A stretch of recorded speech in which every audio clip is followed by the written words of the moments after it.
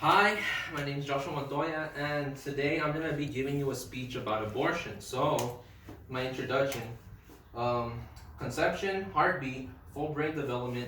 Where do you draw the line of the start to a life? So, when it comes to abortion, we tend to have these different views on is it alive or is it not. So, with abortion being a very polarizing topic, it is most likely that all of you have heard or even dealt with it. So, this topic has been spread all over amongst you. So it's a big polarizing thing in the media and all around us. Through the research and scientific testimonies, I have looked and obtained the correct stance on this material. So I myself, for this speech, have researched, and I am here today to convince you that abortion is wrong and could be debunked as an evil and selfish act that ends life. All right. So with that being said, I'd like to get into my first main point, which is abortion is a wrongful action that needs to be stopped and can be argued against that it is wrong. So there are two main arguments for it, as I said, pro-life and pro-choice. And pro-life is the argument that life should be respected at all forms, and pro-choice is the argument that women should get the right to choose. However, I like to say that Dr. Alfred Bongianni, professor of pediatrics at Obscurities at the University of Pennsylvania, stated, "I have learned from my earliest medical education that human life begins at the time of conception. I submit that human life is present throughout this entire sequence from conception to adulthood, that any interruption at any point throughout this time constitutes a termination of human life." So, a professor himself, and it's just honestly biology, a lot of it's basic biology, that a fetus is indeed alive. So, an argument that says any that life does not start after conception, it can be drawn and it can be countered at every point, which I'll talk about more towards the end. However, it's basic biology that human is alive at conception. So with that being said, abortion has to be stopped because conception is when life starts. This is a dire problem that needs solution, as there are many lives at stake. So my second main point is, since abortion is legal, there are many people whose lives are at stake and could be risk being killed from people who don't believe that they are indeed alive.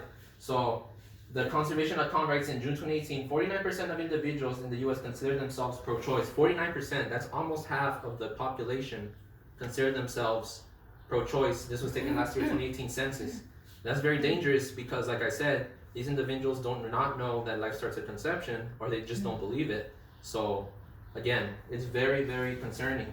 The most common reason for abortion procedure, according to the NBC and element.gov, is that these individuals were not ready to have a child. So, like I said, this is honestly, it's very selfish thing to think of, is that not only do these individuals not think, okay, well, this isn't alive, well, the only reason I'm gonna have an abortion is because I'm not ready and I don't have the money and I don't have the funds.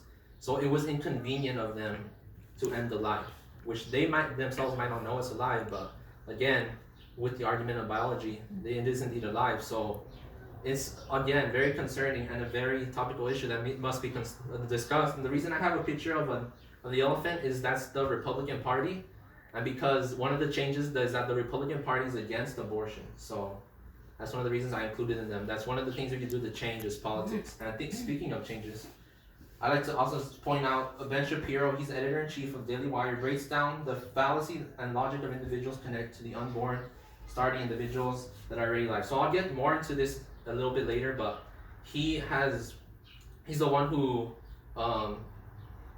disproved a lot of the arguments that of a fetus not being alive. So now here's our solution. Abortion must be illegal, and the belief of human life being in conception should be enforced. So Roe v. Wade, here, just go fast. Individuals believe that abortion must be legal to save lives. This is the best and fastest thing we can do to save it. Guttermaker.org states that the court case Roe v. Wade being overturned could put an end to this abortion. So Roe v. Wade, let me talk about that real quick in the history. This was the court case that decided in the US abortion is legal. The ruling of this case was a woman has a choice of her body, and this is the court case that made it so that the US cannot ban abortion. Because of this case, the Supreme Court made it final. So, like I said, another thing that we could do to stop abortion is not only voting for Republicans, but voting for people who wish to overturn this this court case, because this court case is this was the court case that made the Democratic Party say abortion is okay. So it all started with this one. So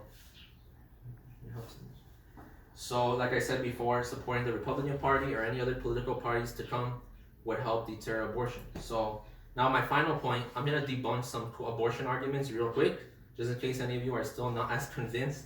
So again, I'm gonna be talking about Ben Shapiro because he is the one who has helped me and gave me this information about debunking these arguments. So the first argument is my body, my choice.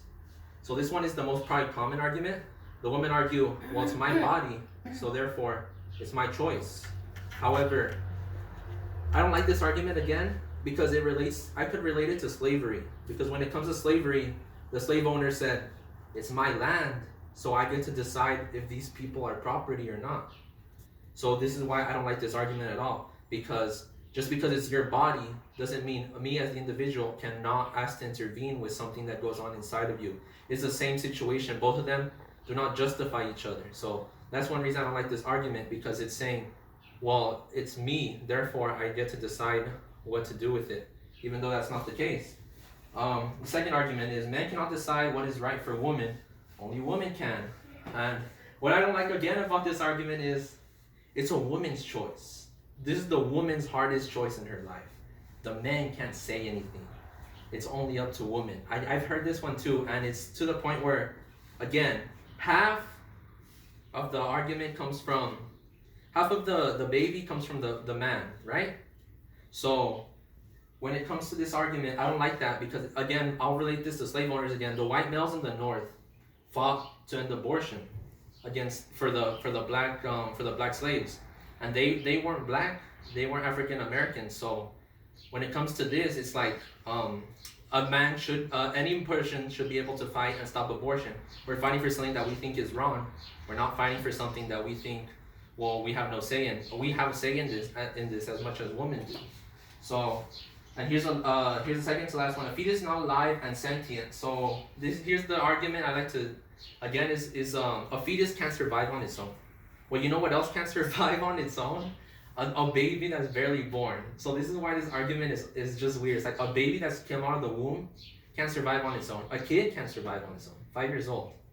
So this argument is just, it's not that good. And sentient, when it comes to sentience, again, I'm gonna talk quickly about this one. Is you could draw a line in the sand, like I was saying, where you could make a fallacy to each certain point.